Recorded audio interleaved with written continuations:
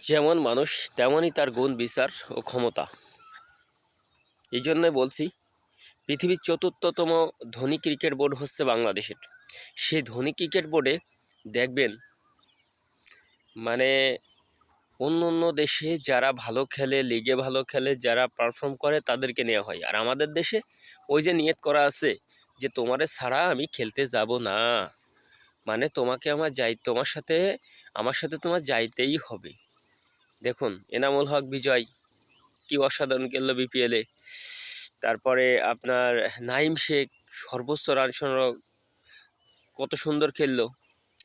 তারপরে আপনার আরও অনেক অনেক প্লেয়ার আছে, সাইফুদ্দিনের মতো ভালো প্লেয়ার তারা আছে। তাদেরকে না নিয়েছে কাদেরকে? যাদেরকে নিয়মিত খেলা হয়, মাহমুদুল্লাহ, রিয়াদ, মুশফিকুর রহিম। তারা বুড়ো হয়ে গেছে, তাদের বিরুদ্ধে কিছু বলছি না, কিন্তু একটা জিনিস দেখেন, মানে যারা ভালো খেলে তাদেরকে নেওয়া হয় না। পাকিস্তানের খুশদিল শাহ, তাকে নিয়ে অনেকই সমালোচনা করছিল, স্বয়ং অসীম আকরাম পন্থু। দেখছেন সেই খুশদিল শাহ কিন্তু আপনার বিপিএলে অসাধারণ খেলে গেছিল। সে কিন্তু পাকিস্তানে যায়, পাকিস্তান টিমের হয়ে কিন্তু ভালো খেলছে, অথচ দল হারছে, তার দল জিততে পারে না, কিন্তু অসাধারণ খেলছে। এই জন্যই পারফর্ম যারা করে তাদেরকে আসলে দলে চান্স দেওয়া উচিত। আর একটা বিষয় হচ্ছে, একটা সময় না একটা সময় তো অবসর নিতে হয়। আমার মনে হয় মুশফিক মাহমুদুল্লাহর এখন আর সেই বয়সটা নেই, তাদের উচিত অবসর নিয়ে নেওয়া।